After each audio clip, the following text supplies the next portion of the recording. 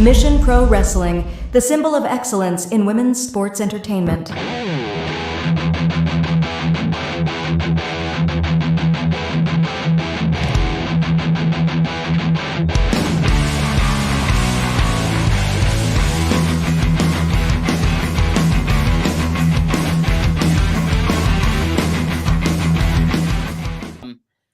But there's times where I'm a mellow person in real life. Like, I'm just kind of chill.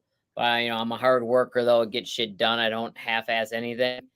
And I think with the ODB, it's like when I get into that character and it's just like, I can do whatever the hell I want and get away with it. Like bring a flask to the ring, you know? Yeah. I mean, to me, I'll catch myself on the food truck. And there are people that aren't wrestling fans and they don't really understand the ODB. But then they look it up and they see the story. They're like, oh, this is really cool. And then sometimes I'll be ODB when someone's asking a question or asking a stupid question. I kind of give it right back to them and they kind of stop a little bit. And I'm like, what? What are some of the stupidest questions someone has given you, or just that you've just had to be like, listen, dude. Oh boy. It's just, well, sometimes, you know, you get like not the drunk, but I mean, we do a lot of big events. So we do get a lot of drunk people. We just got a lot of ignorant people. Like I have my wrestling picture on the back of the truck. Of course, me and my gear and going like this, and you know, my boobs are out a little bit. And, you know, I always get the women like, then I got one lady, well, when was that picture taken? And then the husband was like, I love that picture. I'm like, why don't you ask your husband when it was taken? Like, shit. Yeah, exactly. But you get people that are just like, oh, don't you think you have enough cleavage in there? I'm like, no, I should have put more, actually. Thanks. You're right. I'm covering too much up, actually. Exactly. You don't like it, don't stop here. Pepe Petite wants to know, when did you start doing the boob slap? I think I started that right when I got to TNA, right in like 07. Someone, I forget who was watching my match, and I kept like grabbing my boobs for some. I think I was afraid they were gonna come out or something. Someone's like, it might have been Terry Taylor, and he's like, you kept grabbing your boobs. I was like, oh, he's like, no, keep doing it. And then I remember Bubba, and he was like, you know what you should start doing as people to get people to chant ODB, start going ODB. Yeah. No, it gets them. You know, it's up there with the Joe Hendry clap. You know, you gotta get the boobs going. Works. Do you find I mean, you know, a lot of times my grandfather used to tell me the emptiest cans make the most noise. So a lot of times you hear that one, you know, obnoxious fan when you've got 1,000 awesome fans. Right. But like even recently, like at AEW event, I remember Saraya called out on camera this guy that was drunk, and she put him on blast. And you know, there were a lot of taking care of your own or taking care of each other kind of thing. And do you find it better just to ignore those kind of folks, or do you sometimes it's like when a comedian gets a heckler, do you just shut them down, or what do you feel is the best way to handle something? I have mixed feelings. I go back and forth because there's times where I'm like, I just want to punch people in the face. Especially when they either in person or they're just online doing their stuff like, oh, you know. And it's just like, but that's what they want. They want you to get mad. They want you to call them out. So I'm like, well, it's like Dave Gorecka on Busted Open. Mm-hmm. He actually said he just freaking mutes them. He doesn't block them. He just mutes them so they can keep talking, but he never sees it. Yeah. Which is that's great advice. Mm-hmm. But I just like, you're going to get it and you're going to get ass hats like that always. So I ignore it. I mean, just try to ignore it because you don't want to have them, especially if you're out live wrestling and stuff.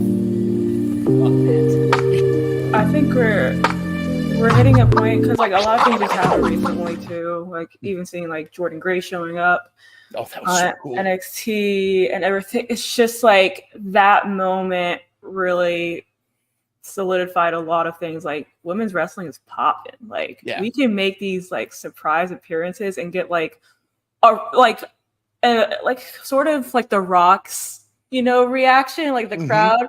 We could almost get to that level, you know, that superstar level, like we're there. Like we can have that reaction too.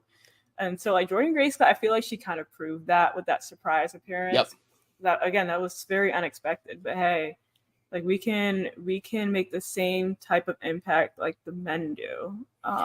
Do you think it's like we're like not in the content, but in the as far as where it is like on a timeline? Do you think the women's wrestling is kind of entering its attitude era, or maybe not necessarily attitude era, but with that point where like a Jordan Grace can just show up on NXT and it's not a who, it's a oh my god, that kind of thing. Yeah, oh yeah, definitely. Has technology helped that, you think? I think it has. It definitely has helped with that, and I still like to have it where it is a genuine surprise, like it's not leaked. Yeah. Or the dirt sheets sitting like, oh, rumor here. No spoilers. Like no spoilers. Like I would still like to have it that way, but unfortunately, it doesn't happen too often anymore. It was great, like back then, like because the internet was still there, but it wasn't there. But I would like to keep it there where it's like, let's not spoil anything, guys. Come on. Like, who's really asking for them, first of all? I know a lot of people would just rather be surprised, but here we are. But if we can just continue to have certain moments like that here and there, it's nice. It's a good thing to see. I think it's a battle like between, there's some people that they want to be first to say it. You know, they want to be like, oh, I knew about it before everybody else or something. And it's like, come on, man. I'm just trying to tweet my grandmother. I don't need to see, who's going to be on Rampage or whatever. And then it's the other thing is it's like, I know some people think that you need to advertise when a big star is coming because so that more people will buy tickets or more people will be invested. I'm with you though. I want those surprises. I want them to put the blanket over the person's head as they get into the arena, and then suddenly, oh my gosh, it's The Rock! Oh, I can't believe it. Yes, we need more pops like that. We definitely do. It's more of like a genuine pop because like a lot of fans do go online. They already see the rumors, and then like there's some times where you hear the audience chanting the person's name, and the person hasn't even came out yet. Yeah. It's like, oh gosh, okay, moment ruined even more. All right, who are these jokers? I know, right? With these kids here, right? So obviously, Jody Threat, the wild child Jody Threat, and the kick demon herself, one of my best friends in this business, Janai Kai. So this was taken. We got to the airport. I believe this was in Chicago. Or no, yeah, this was in Chicago. Or no. This is in Texas. Oh my God! Now I can't remember. I think when I looked at it, it was Chicago, but it could have been either one. All I gotta say is I'm gonna ask the chat. Of these three ladies, you had to fight in a steel cage. Who would you choose? I mean, honestly, I don't know who. This would be it would be an ass whooping any choice you make. I think so. Don't let the smile fool you on the kick demon. And I got to ask you, what's going on with how is Jody? Why does it look like Jody's like coming out of the thing there? Like, right, it looks like she's perched like a bird, like on this little like platform thing going on here. I feel like Jody just finds ways to like sit that are just very like I don't know. In other like Jody, like I don't know how else to describe. Like this is very much like Jody would do something like this. But yeah, we were in Chicago going to Women's Wrestling Army. So that promo that you were talking about beforehand, that's from Women's Wrestling Army that was headed by Maria Kanellis and Bobby Cruz. So that was we were all flying in for that, which was man, I missed that. That was a time. Please, if somebody from the sound of my voice, Maria, please, I would love to do that again. I missed that. It was very much like a camaraderie thing, like just all the girls together, like we're just hanging out and chilling and having a good time. And there were always like, just great like bonding weekends between all of us. And I really enjoyed working for them. Good locker room, huh? It's important to have a good locker room, supportive. For sure. Absolutely. Have you been watching much of the Ring of Honor lately? Particularly the women's division in Ring of Honor, because I think I don't know if it's official, but I think Maria Kanellis is deeply involved. I've noticed there's a lot going on with Athena, with Nyla Rose. I think Nyla's better in Ring of Honor than she is in AEW because she gets to be full tilt Nyla, and there's a lot of folks there. I don't know if you've had a chance to watch any of that. So I've kept up bits and pieces like on social media and things like that. So I know, like obviously Athena's the champ, but I think recently or coming up, what was it going to be, like Athena and Billy Starks versus Queen Aminata and Red Velvet? Red Velvet, yeah. Okay. Yeah. So, I mean, talk about like 4 heavy hitters there. You know what I mean? I mean, Athena, I would absolutely love to get in the ring with. Queen Aminata, I would love to get in the ring with. I mean, all of them I would love to get in the ring with. Like I haven't wrestled any of them. So that would be absolutely dope. I think Athena is way underrated. Just every, like in ring, like she's like cream of the crop. So that's people have said she's carrying, she actually, a lot of people have argued that she's been carrying Ring of Honor, at least when it first started, like just in like it, and her match, like having the women's matches be the main event of Ring of Honor. I think that's huge, and it's a testament to her and the things she's doing. But I highly recommend that. And and you haven't faced them yet. Yes, I know that's exactly. Yet they have no idea what's coming. Exactly. I'll be there. Don't worry. I'll be there. Mark my words. All right. What's going on here?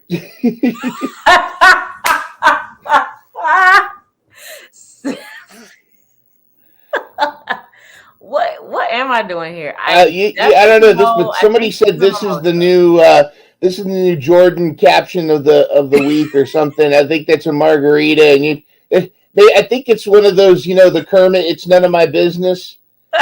Yeah, like I think probably that's what I was going for. Oh no, it was a mimosa. You said it was a mimosa. Yeah, but what like? And this is definitely obviously it's a selfie. Yeah. I can't remember like what.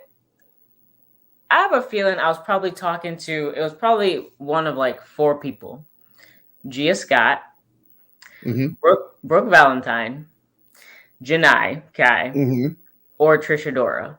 I was probably talking to one or a combination of those 4 people. Those are probably 4 of my best friends, obviously other than Eel, in this business. We talk probably almost every day. Trish and I communicate a lot of the time via reels on Instagram. Yeah. But like, I mean, Trish moved, she's in DC and now she's out on the West Coast now. And, I don't see her as often because obviously she's not in DC on the reg anymore. So, I try to keep in touch with her and things like that. And she's doing the damn thing. I'm so proud of her. I love to see how successful she is. Any chance of you joining the infantry? They need a sniper. You know what? That's a great period. I love that. Let me go. After this, I'm gonna put in my application on Twitter. I think so, because you got the Navy, you got the Marine, you got Trish, and then they need that sniper, that submission sniper coming in. You know with what? The crosshairs. You right. Yep, I'm gonna put in my application right after this podcast. Oh, and we also need to get Jordan back to an MPW show. I know this much.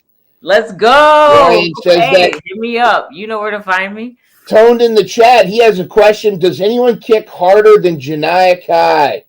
Nope. Without hesitation. Nope. And I wrestled Janai a grand total of, I think, 6 times. No. Now, let me ask you, what do you think has more force? A kick from Janaya Kai or a strike from Jordan Blade? Or do we need to bust out the Dave and Buster's punch machine? Yeah, I think we may have to bust out the Dave and Buster's punch machine. And I'm going to say, probably because I'm a generous person, I'm going to say Janai Kai's kicks. Conversely, do you feel like, though, do you necessarily feel like a bra and panties match is wrong if the women doing the match want to do the match? Like, there's a different, like, I always feel like sometimes there's a difference between, being body positivity where the, like, it's not just for like the Attitude Era. You know what I'm talking about? Like in the Attitude Era where it was where that was all the women's wrestling was. But there's like women can like there's almost, do you feel like it could be empowering for women to celebrate their bodies a little bit, or do you feel like that's just kind of setting us back if we have matches like that again? Look, for me, the way I see it is nothing is inherently bad in a vacuum, in a world where we're completely free of the history of the past and completely free of any stigma and any male gaze and everything. But we don't live in that world. And before the original sin, Adam and Eve were walking around in the garden butt naked, and there was nothing wrong or sexualized about it. But then the original sin did happen, or didn't happen, depending on what you believe in. But I do feel like we can't really see things apart from the history attached to them and apart from the context attached to them. So do I think it's empowering to celebrate your body? Yes, 100%. And I feel like if a woman, a wrestler, or any kind of woman really, is comfortable dressing a certain way, is comfortable showing off her body, is comfortable tapping into her sexual energy, I think that's amazing. I think that's a great thing. But when you make it a match stipulation, it's almost like you're putting like a rule on it, and it's almost like you're requiring it. Even if both performers are fine with it, we're still talking about kayfabe. We're still talking about the realm of believability, and where it's like, this is a match where you must show up wearing the bra panties, and that in itself, I'm not comfortable with. Again, if both performers are comfortable with it, who am I to judge, and who am I to say no, don't do it? Well, but, I'd be comfortable doing a bra and panty match. I'd you'd have to see my collection, But that's interesting because in light of recent events, I mean, there's been a lot of there's been some recent just setbacks, just cringe moments from some fans, and again, it's not representative of most fans, but like that drunk fan at the Edmonton AEW that was harassing Sky Blue. Love Saraya, by the way, apparently calling him out on camera later. That's fantastic. But what would you say to, because some of the commentary, some of the responses to that were, well, if women wrestlers weren't dressing so scantily clad, that wouldn't happen. What's your response to that? My response to that is it happens to women in any context, regardless of what you're wearing.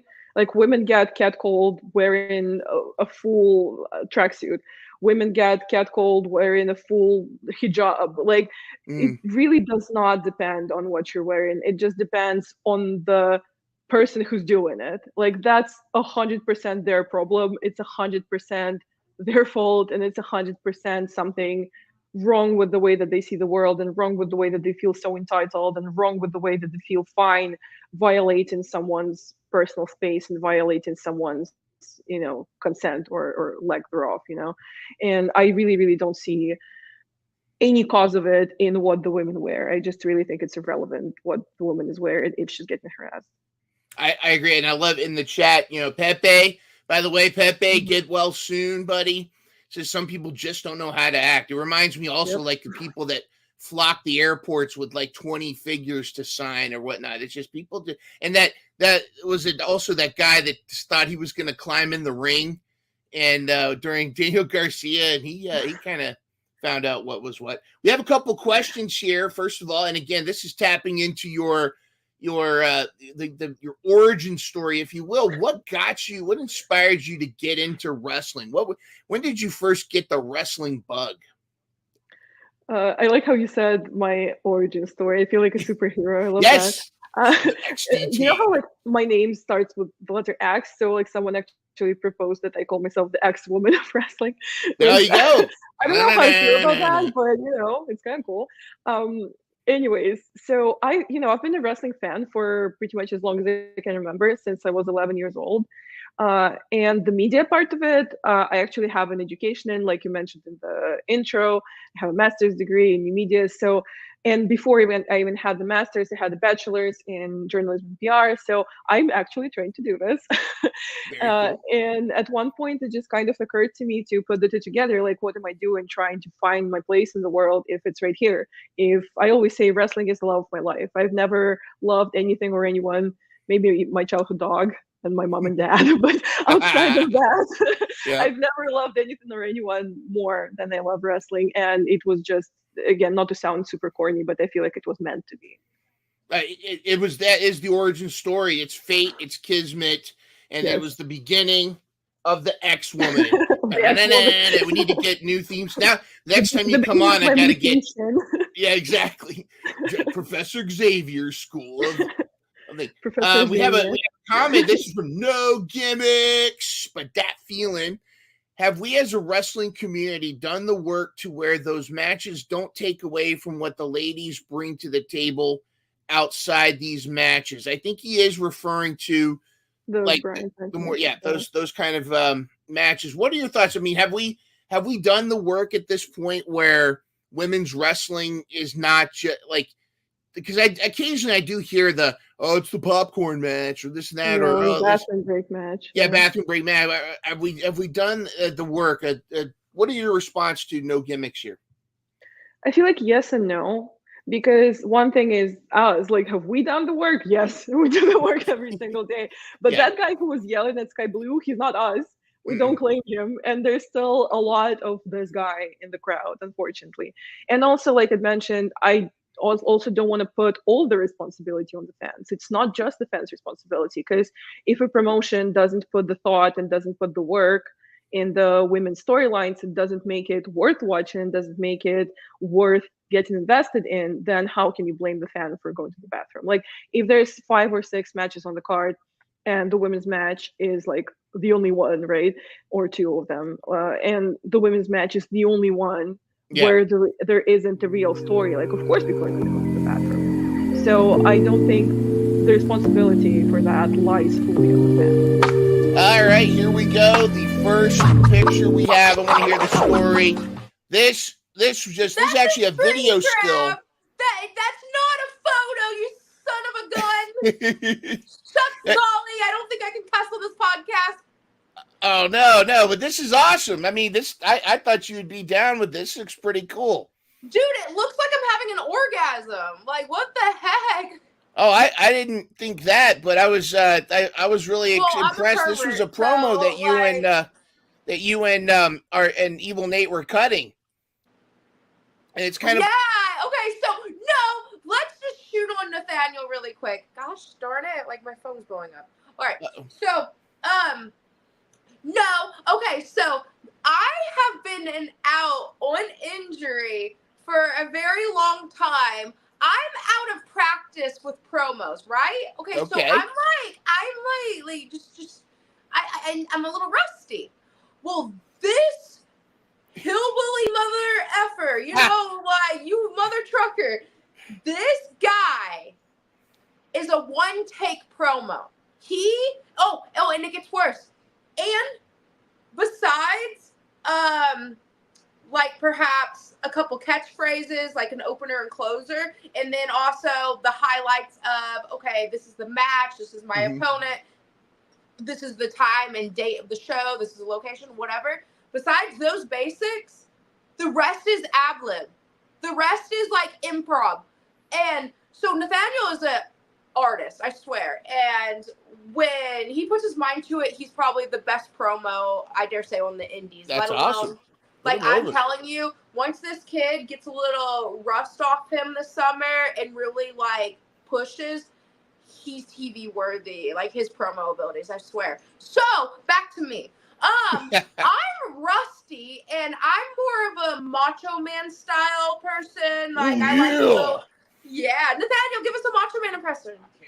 You can't right now. Remind us. Hey, everyone, before this podcast is over, remind us to have Nathaniel give his Macho Man. We need Nathaniel to snap it to a Slim Jim. Oh, yeah. Yes. All right, guys. Remember. So anyway, complete polar opposites. I'm more, I love dialogue, and don't get me wrong. I would love to do improv as long as I understand my character. Yeah. I'm rusty. Who is the Black Dahlia? Who is the Chainsaw Queen? Maybe your movies, the character that you're going to play in the movie will help with that a little bit too. There's that. Yeah. getting some rust off being in these movies is definitely helping with my promo. But so that screen grab right there, oh my goodness. So Nathaniel's trying to do these in one take, and I'm just like, no pressure. No pressure at all. To be fair, with these promos, I think we've done 4 of them now. I think we've done 4 of them now, and the most takes I think is like 3. Yep. So I'm almost there. Hey, that's good practice. That's good. Yeah. At least you're not Sid Vicious going, let me do this again. You know. I love promo. I have a theater background, and I actually went and auditioned for the New York Film Academy and got accepted. Oh, congratulations. Nice. Thanks. But I didn't go because I ended up saying, you know what, I really want to commit to wrestling, and I started training as a wrestler. And we definitely want to talk about that journey, because there's a photo I think is going to begin that story. Supposed to be really fast? Wasn't this? No, it does. No. This is to get to know you. This is This is the story behind it. And I just was a lot of people are really liking the vest, and I think that's a pork chop or somebody's face on top of you. Okay, so listen, don't be disrespectful. Ew, rude. So I have a full luchador style mask, and I would love to explain the gimmick actually. So I have multiple different masks, but to pay homage to my theater background, and then also the Black Dahlia, where in real life she was Elizabeth Short, and she was an actor, God rest her soul. I wanted to pay homage to the acting side and make Phantom of the Opera. I was gonna say yes. That's a meat mask, Phantom of the Opera. That's brilliant. So I do have my wrestling masks, but then I also have my ballet masks that are Phantom of the Opera style. But let me. That's tremendous. Can I? You know what? I'll get into the gimmick in a minute, but it actually is not Texas Chainsaw Massacre, and it shocks a lot of people. But let's do this photo stuff. All right, let's go to the next photo. But I don't know if you know Tommy from CCG. He's a huge fan of yours. He met you a long time ago. He's super excited that you're here. Tommy, you'll meet him if you go on June 15th. You might see Tommy at the event, because he's notorious for sitting front row and being Mr. Peanut Gallery. He definitely doesn't hold back. He's very entertaining. So shout out to Tommy. Yeah, like we discussed off the camera. Of course, we can't talk about certain things, but I definitely am excited to be back in Texas next month. That's going to be awesome. Very cool, very cool. And they say you sure can hear him, and he's a huge fan. All right, let's go to the next slide here. Yes. Do not be intimidated by the size. It's not the size of the chainsaw that matters. It's how she uses it. Okay, so this is the Excalibur. She's actually right behind me. Wow. So she is bigger than you. She's like the same height as me. I'm actually very short. When the fans meet me in person, they're if I'm not wearing my goth boots, they notice that I'm barely 5 foot. But the Excalibur, she's a chrome chainsaw, and she's an exact replica. Oh, okay. She's a Steel 034. I didn't know that. Thanks. And she's an exact replica of Chainsaw 3. And we're actually friends with Leatherface himself, R.A. Mahoff. And whenever he's local doing cons, he gets us in these cons for free, and we get to be his entourage, and we just let him use our chainsaw for his photo ops. It's awesome. Oh, that's so cool. That is rad. It's so cool to say, hey, I'm friends with Leatherface, and he gets you in the VIP section, and you get to hang out with all these celebrities, and it's like, hey, I'm in this low-budget horror movie. Hi. We got to get you in a Rob Zombie video or something at some point. We got to get you in, Nate. Or Nathaniel, sorry. He's changing it to the evil Nathaniel. Should I tell him? You could call him Evil Nate. Sorry, his shoot's Nathaniel. Sorry. Okay, all good. Should I tell him? All right, so we're gonna go into that. So actually, this little girl right here, she got offered a part in a Rob Zombie music video, and she ended up throwing up. And because I was battling, well, this was like a year or two prior than this photo, but I was battling, trigger warning, guys. I was battling bulimia and anorexia. So I had severe body dysmorphia, and I felt like I was too, especially with my hourglass, even though I was super little. I felt like I was too fat for a Rob Zombie music video because he's like super skinny and his wife's super skinny. And I was like, man, I have hips, I have a butt, and I'm just like, I don't think I fit this mold. And so I actually didn't go to the music video. But it's funny that you mentioned that. Well, maybe it's interesting. One day I'll redeem myself and be in one of his videos. How has that, though, motivated you to not, like, going forward with future opportunities? Because I found when I've, like, something that I regretted not doing has motivated me in the future to just seize it when those future opportunities. It's so great that you're highlighting that, actually, and not just brushing it off. Unfortunately, to this day, I still struggle with it. Like, as in, I still miss out on opportunities. Like where I struggle with body dysmorphia, and you got to think I'm sick with my illness, CRPS, and of course we'll get to talk about that later on. But spending your life in a wheelchair for so long, and then battling a sickness that's non-curable, my body dysmorphia went out the roof, you know. So and then my imposter syndrome. So when one of my girlfriends reaches out and is like, hey, I have these two hot girls that are like Playboy models, and they have these Ferraris lined up, and they need a third model, like it's all paid for, and this is a huge opportunity, and then I turn it down. Like, it's just like, it's one of those things that I still struggle with to this day. But I've been working on it, and if you've noticed, for like a year now, basically ever since I got diagnosed, it's helped my mental health to a point of, hey, I'm gonna try this again, you know. So I started making appearances again, and I started doing these cons. I'm starting to valet again, and then I'll start to wrestle again. So it's baby steps for my mental health and also for my physical health. But to answer that question is, I'm still working on it, but I definitely believe people need to jump on these opportunities when they're given. Definitely stop saying, no to things if you feel like an imposter. Stop saying no to things if you feel like there's someone better than you. No, they're asking you for a reason, and you're worthy. And you know what? I'll talk about it. When I was at WrestleMania, during WrestleMania weekend, what was it? WrestleCon, I was booked, and where I've been out of wrestling for so long, and where I haven't been able to be wrestling I haven't been able to take bookings for years, and I haven't been grinding for years. Like, I've been sick, and even though it's valid, and I'm sick, and I was in a wheelchair, it still makes me feel like, why me?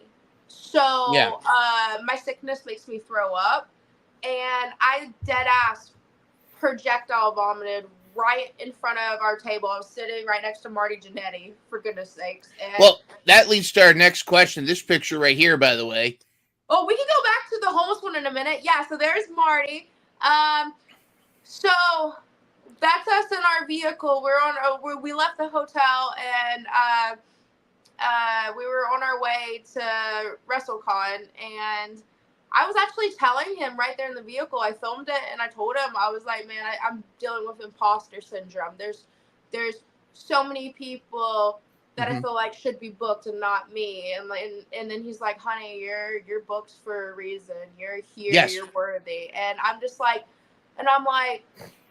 I feel like the ugliest, fattest, unworthiest person in the world. Like, and then people don't get it. Like, people look at me and they're like, oh, you're pretty, you have a pretty face, or they look at me and they go, oh, you have a hot body, or they look at me and they're like, oh, you have it all. And it's like, no, you guys don't get it. Like with my sickness of CRPS, it does trigger depression and anxiety. And unfortunately with it, the way it's explained on a scale is my depression is 5 times worse than normal depression, or to do something, it takes me 5 times the amount of energy to do like a normal person. I went to a holiday party for one of my old jobs, one of my old shoot jobs. And this was probably, how old? I was like early 20s, because I was like relatively fresh out of college. And so the work party that I went to, my company allowed you to bring like a +1. And so one of the guys that I worked with brought like one of his close friends. And none of us had like ever met this guy before. This was the first time I'd ever met this guy. I was at this work party. And he just had like a really big personality, like for somebody that didn't even work there, and for somebody that was just coming as a +1, he had like a huge personality. And I remember like he got up and he like did like a little Irish jig in front of everybody at the party. And he was like making a lot of effort to come and talk to me. And at one point he had told one of our mutual friends that worked there, that was at the party, that I was, quote unquote, the most captivating woman he had ever met in his life. Wow. Which I thought was kind of flattering. And so I put that, and I put that in the memory bank, and I was like, I'm gonna hold on to that and use that. But I liked the idea because number one, it was very flattering, it was very complimentary. And number two, I felt like it was kind of different than anything that anybody else uses. Like you hear a lot of people going by like I'm the princess of Staten Island, I'm the princess of this, I'm the princess of that, I'm the queen, I'm the goddess, all these things. And I was like, how do you just trump all of these different like complimentary monikers? And I was like, well, this is how you do it. You just have to say like, I'm the most captivating woman in the world. It works. You can't get any higher than that. And captivating works. It sums up, you know, everybody, you could be a princess, but captivating, it's like, why is she captivating? I'm intrigued. I want to know more. That's the other thing. You can be there could be a lot of princesses. You could be the princess of, you know, one place. You could be the princess of another place. You could be, and you see that a lot in wrestling. There's a lot of princesses, like you said. There's even La Princesa, the MPW champion. Yes, who is super, super talented, and I see her a lot in the NWA as well. And I do want to put over what she is doing, because I feel like she has come such a long way in such a short period of time. Like her career has just skyrocketed in such a short period of time, which I think is so amenable. And I think that you know, at this day and age, like that's what you got to do. You got to put the rocket on and just go for it. But like you said, there's a lot of princesses in this business. So how do I do something different? How do I do something that no one else has done before? And so that was kind of the moniker that I had carried in my head for a number of years now. I love it. It's fantastic. It fits you very well. And being so captivating, it attracts people like some of these superstars. Tell us about this encounter. Yes. So this was actually in Philadelphia during Mania Week. And this was like the craziest 48 hours of my life. So I was in Philly for a couple of days because I had gotten invited to do interviews for the Title Match Network at the 2300 Arena on Friday, because they had several events for Battleground Pro Wrestling going on that Friday. There were 2 shows, one that was like an independent show, and then they had a block party in the middle of the afternoon where they had a lot of different superstars doing meet and greets, and then they had in the evening a tribute to Extreme 2, which was an ECW tribute show where they had a lot of the ECW originals. So that was my plan for Friday. And so I drove down from Massachusetts on Thursday. It was about a little over a 4-hour drive maybe. So I get to Philadelphia in the afternoon, I get all settled in, and I have, of course, there's friends there. There's everybody in wrestling is in Philly for Mania week. So I'm kind of, making plans with people. Where am I going to go this evening? What am I going to do? And I ended up actually right before this picture was taken, was an event happening maybe a couple blocks away. It was called the Remix Rumble, which was like a wrestling themed nightclub, essentially. Oh, wow. And so I had some friends that were going to that, and they usually have guest DJs, from what I understand. And their guest DJ in Philly was Mark Henry, which was so Oh, what?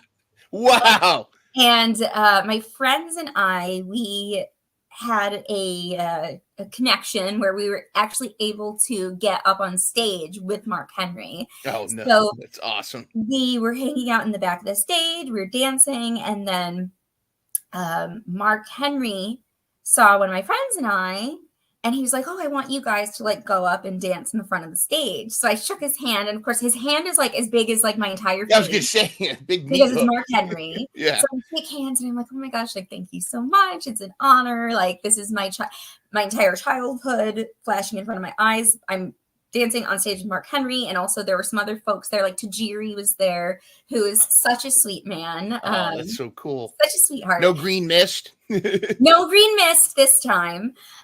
So we go and we dance on stage at the Mark Henry concert. And after that, I was still really hungry because I had driven all day, and I kind of had like snacks that I had brought with me, but like I just hadn't really eaten a lot. So after that, like I hung out there for a little bit, and then I told my friends, I was like, "I'm hungry. I really want to go eat something." So we ended up sneaking out, and we went back to the hotel restaurant because it just seemed like it was something, quick and easy and accessible. And that was the same hotel where a number of the talent were staying. So that was how this picture was taken, because I ran into Liv and CJ and got chatting with them because they actually train periodically at the Dungeon 2.0 with Natalia and TJ Wilson. And I have a number of friends that train there. So we kind of got talking about that. I have a close friend actually from Massachusetts who trains there named Chico Adams.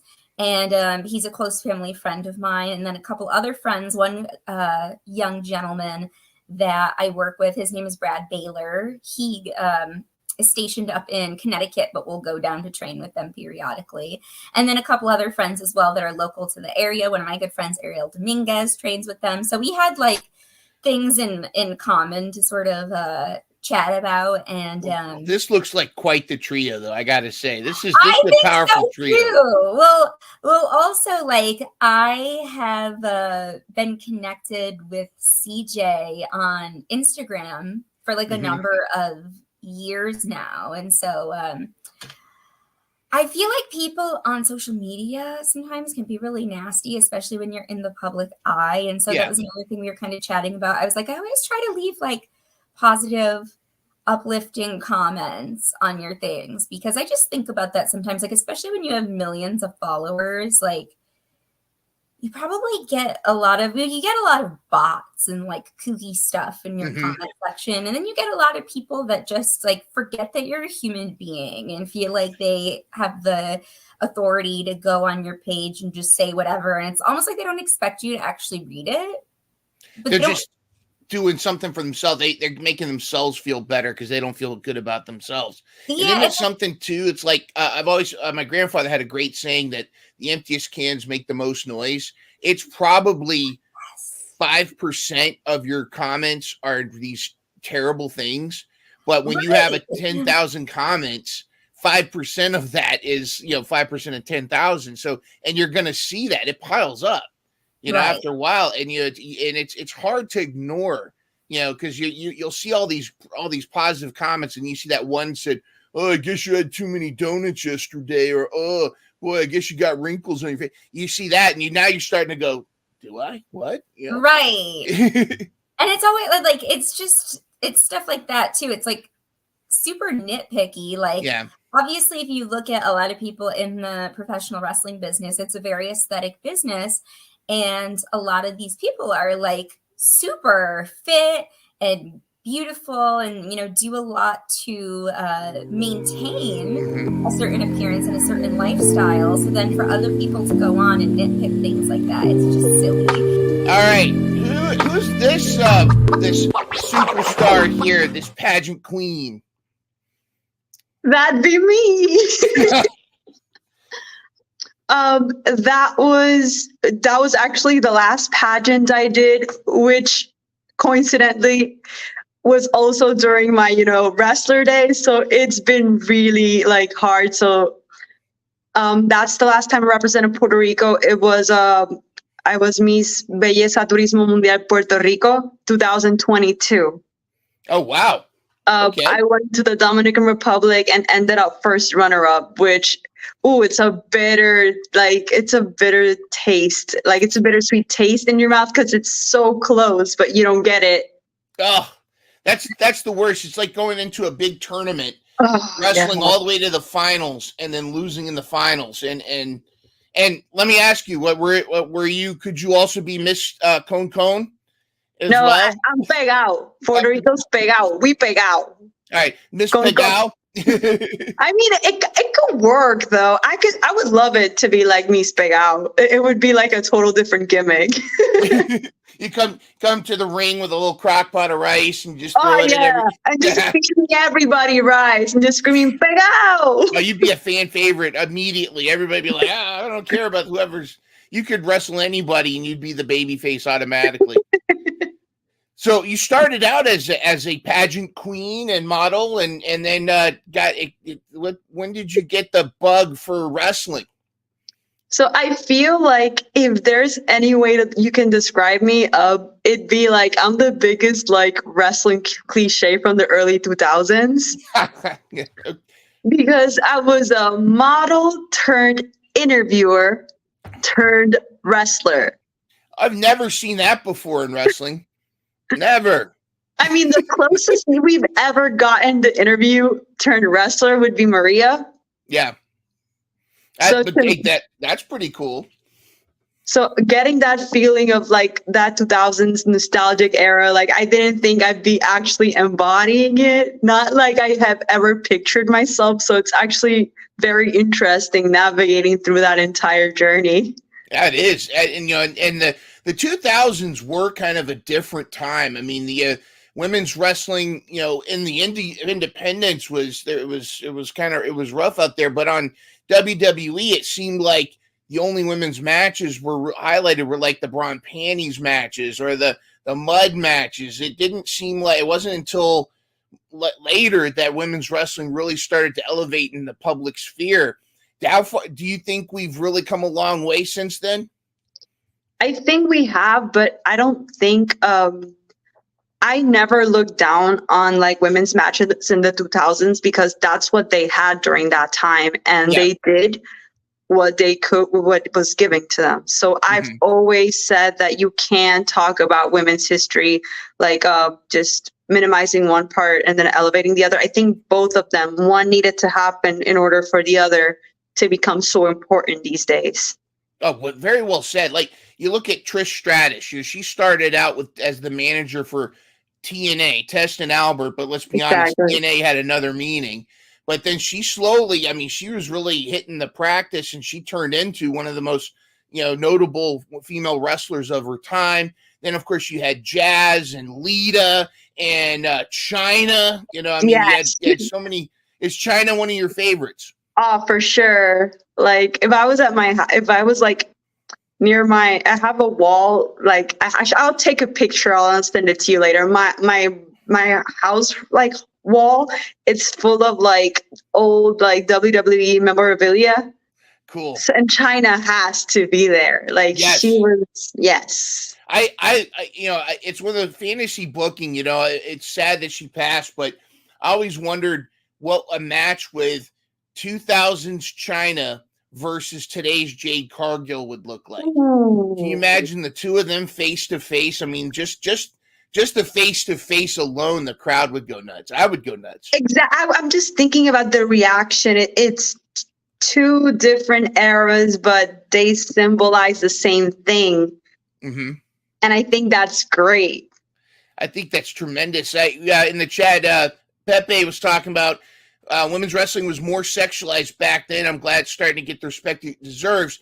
Let me ask you this, though. I mean, do you agree that there's still a place if women want to celebrate their bodies? There is still a place for those kind of matches if they choose to do it. But again, it just seemed like back then that was the only thing available. What are your thoughts? Matches, the type of match that any female wrestler wants to put into play, I feel like that's more of a personal decision. Mm-hmm.